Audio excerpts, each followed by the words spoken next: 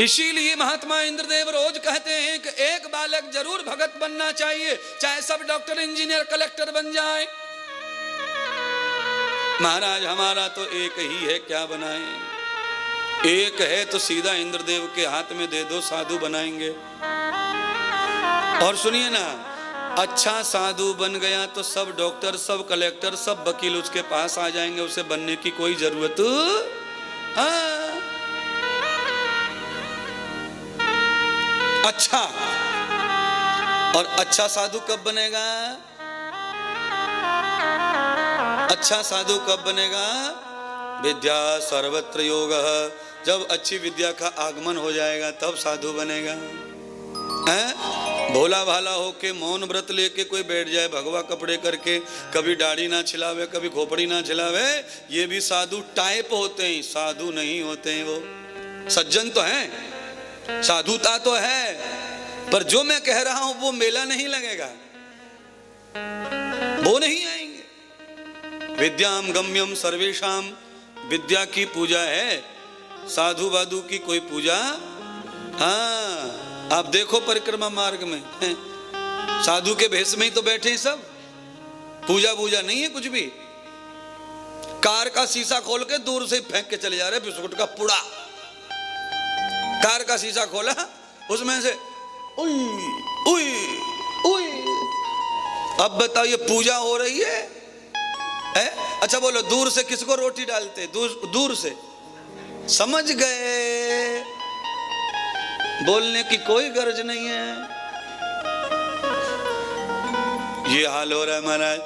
चांदी की थाली में, सोने की थाली में, कम से कम 5 कटोरियों में सुंदर चौरंग पाटले पर फूल की रंगोली डाल करके, ओम नमः शिवाय लिख करके, थाली रख करके, चांदी का गिलास ला के, चम्मच डाल करके, हाथ धुला करके, चम्मच पे आचमन करवा करके, प्रणाम करके, दक्षिणा चढ़ा के जिसको भोजन प्राप्त होता है वो साधु है।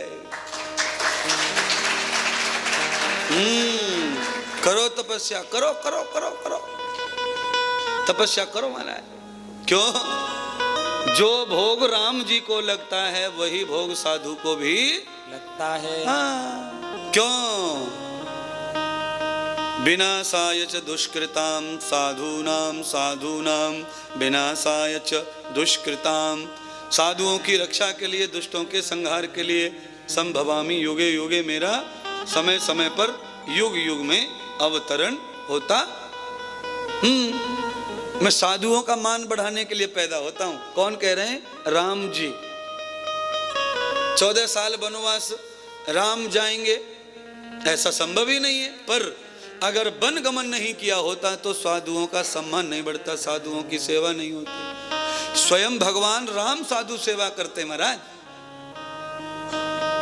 साधु की सेवा का अलग ही महत्व है महाराज। क्या महत्व है? सर्वस्व चला जाए तब तक भी साधु की सेवा कम ही है, पूरी नहीं मानी जा रही है। तब भी सब गया, कुछ बचा ही नहीं, सब दे दिया तो भी पूर्ति नहीं। साधु संतुष्ट हो जाए वो साधु की अपनी योग्यता है, संतोष है, पर भगत का फिर भी पूरा नहीं है। पर सर्वम गुणेन सर्वस्व सर्वम हितान वेदिताम। हमारा था कुछ नहीं, हमारा है कुछ नहीं, हमारा रहेगा कुछ नहीं, जो सो है वो तोर, सब तुम्हारा ही है। हम तो भोग कर रहे महाराज आपकी कृपा से। इस तरह की भाषा, इस तरह का दिल दिमाग जिसके पास है, उसके भंडारे कभी खाली होते नहीं है महाराज। अरे महाराज कितना दें आपको,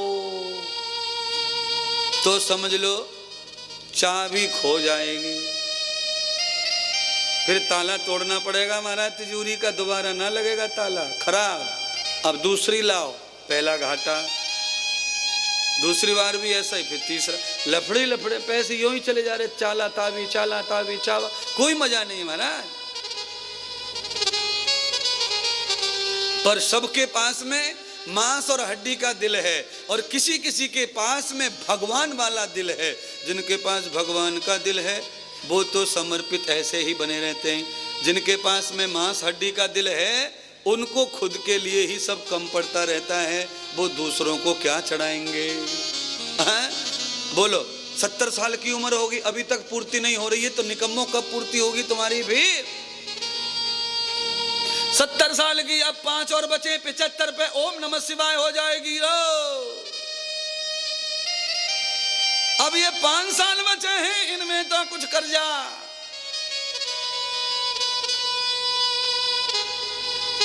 भिक्षाम देहि। लो महाराज, लो महाराज, लो महाराज। एक महिला ऐसी कि जैसे महाराज आवे गाली देना शुरू कर दे, ये हो राजा वे बैरागी सो, ये हो राजा वे मुंडा सो। महात्मा गाली सुने और निकल जाए, दूसरे के घर में मांग ले।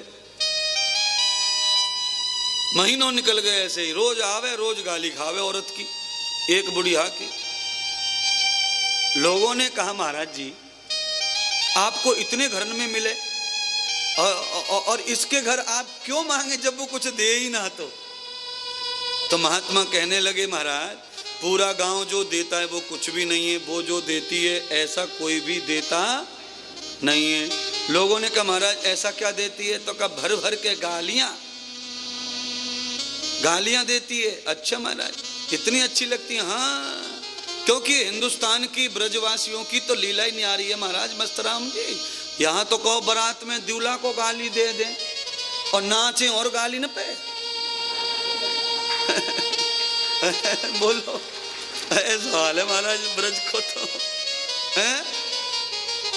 कैसी कैसी गाली है महाराज, कैसी कैसी गाली है गौतम जी है?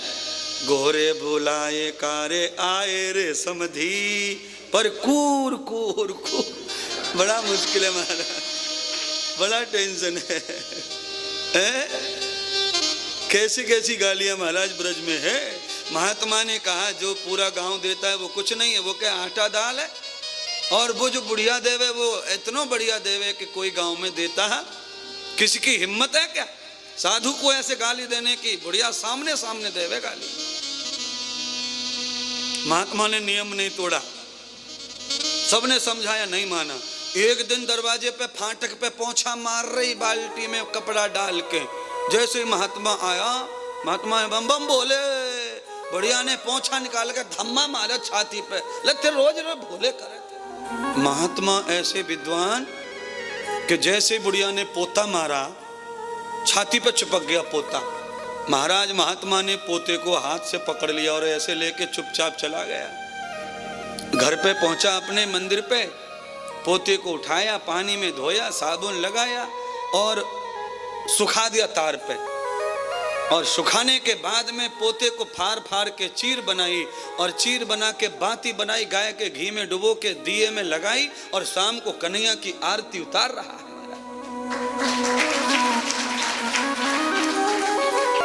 अब सुनिए कथा क्या कह रही है। लोगों ने पूछा महात्मा जी आपने पोता खा लिया और आप पोते को ले आए, आपने सब काम कर लिए, पर बुढ़िया को आपने जवाब नहीं दिया। अच्छा बुढ़िया जो चिड़चिड़ाती थी बाबा के ऊपर, भिक्षा वगैरह नहीं देती थी, उसके पीछे भी कोई कहानी थी।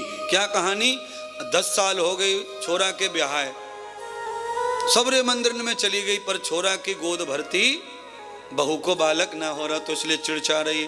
और भगवान पैसे साधु महात्मन पैसे विश्वास उठ गया।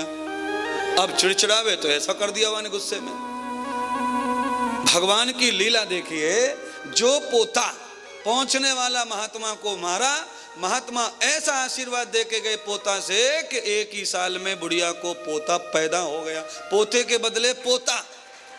भला है संतों का ये संग, बदल देता जीवन का ढंग। भला है संतों का ये संग। बुढ़िया के पास में जब पोता था तो दुनिया भर के कीड़े मकोड़े रेत मिट्टी में बेचारा घसड़ता रहता था। आज वो साधु के हाथ में चला गया तो ठाकुर जी के द्वार पे जाके बाती बन के भगवान को प्रकाश कर दिया। साधु की संगति के कारण आज उस पोते का भी भला हो गया, यानी कि जो कचड़े वाला था साधु ने उसे भी भगवान की देहरी पर सजा दिया बाती बना करके। तो आपका जीवन कितना भी बिगड़ा गंदा हो, अच्छे साधु की संगति में चले जाओगे परमानेंट, तो तुम्हें भी ठाकुर द्वार पे सजा देगा। इसीलिए साधु की महिमा कोई पा नहीं सकता।